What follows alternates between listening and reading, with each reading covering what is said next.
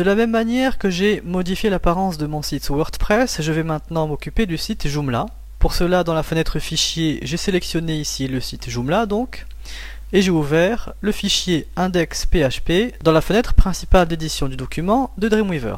J'ai effectué une modification supplémentaire.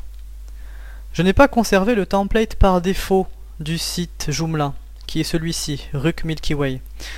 J'en ai installé un supplémentaire, c'est celui-ci, Afterburner. Alors pourquoi? Eh bien, en cas de mise à jour du CMS, si j'ai travaillé directement sur les fichiers qui sont inclus dans l'archive, mes modifications risquent d'être écrasées. En installant un répertoire supplémentaire dans le dossier template, je suis certain que ce dossier ne sera pas écrasé en cas de mise à jour. Voyons l'apparence du site avec un autre template, je clique sur affichage en direct. Et voilà, cette apparence a été totalement modifiée. Alors c'est toute la force de ces templates qui consistent en différents fichiers PHP, CSS. On peut le voir ici en déroulant l'arborescence. Ces quelques fichiers permettent de modifier totalement l'apparence du site. Et en réalité, par défaut, eh bien, on va avoir besoin de modifier deux fichiers, index.php et les feuilles de style CSS qui s'appliquent au site. Alors là, en l'occurrence, celle qui est ouverte, c'est la light4.css. Je vais donc effectuer des modifications sur ce template en utilisant Dreamweaver. Comme avec WordPress, je vais cliquer sur Inspecter en ayant soin auparavant d'avoir une palette de style CSS ouverte en mode actuel. Alors, je vais quitter ce message. Et maintenant, au survol, eh bien, j'ai les différentes informations. Alors, par exemple, je peux modifier cette balise H1. J'ai toujours le résumé de la sélection des différentes propriétés de style CSS qui s'appliquent à cette balise. Ici, j'ai une taille de police de caractère qui a été définie, mais attention, cette police de caractère est également définie directement dans les propriétés de la balise sélectionnée.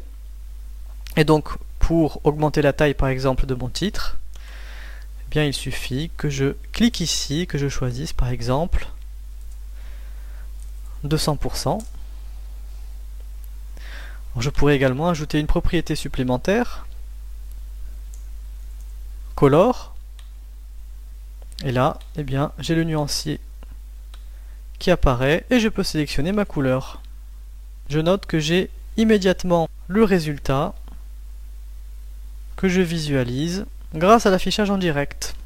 Alors je peux noter ici qu'il y a bien eu une modification sur la feuille de style CSS à l'aide de cette étoile ici, qui signifie que le fichier n'a pas encore été enregistré, qu'il a subi une modification. Alors je peux modifier d'autres éléments bien entendu, par exemple la balise H2. La taille de police de caractère de cette balise a également été définie ici.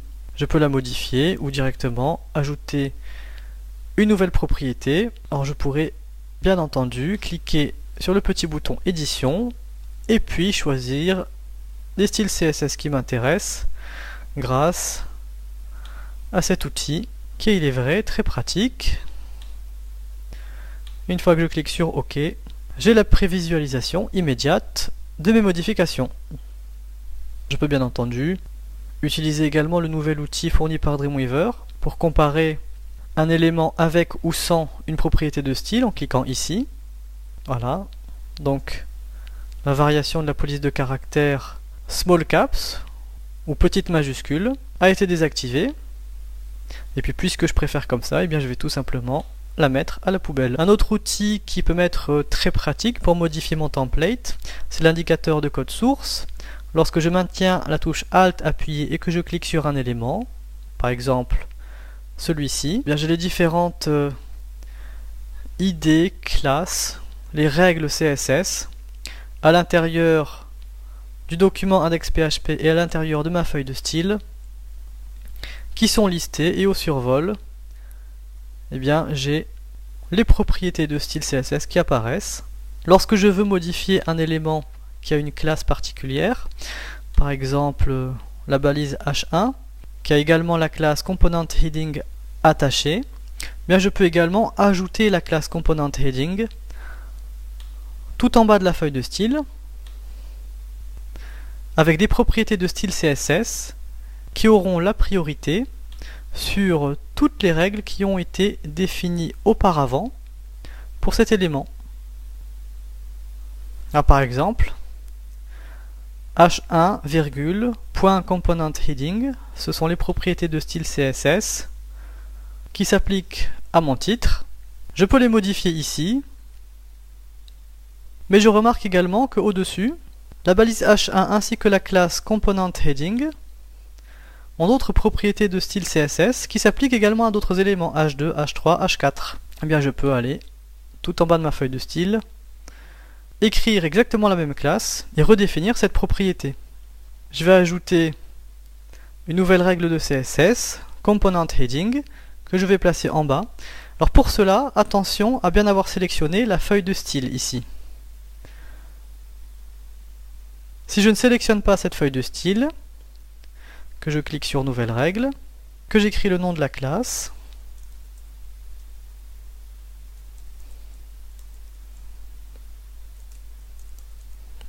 et que je clique sur OK,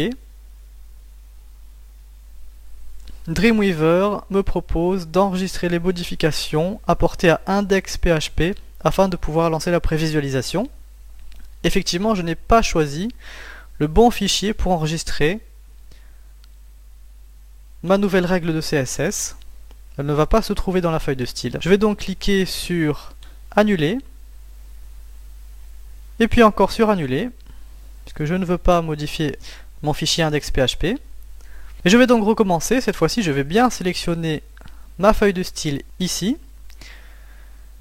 Je clique sur Ajouter une classe.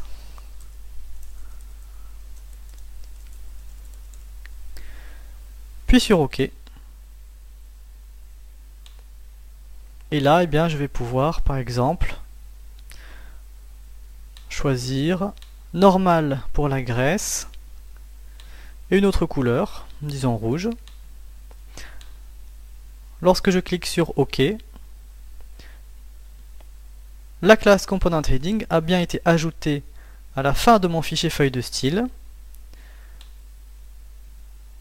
Et puisque ces propriétés se trouvent en dernier, eh bien elles ont la priorité sur celles qui ont été définies au-dessus, particulièrement celle-ci, où j'ai écrasé la couleur, qui est différente, et celle-ci, dans laquelle un caractère gras était spécifié.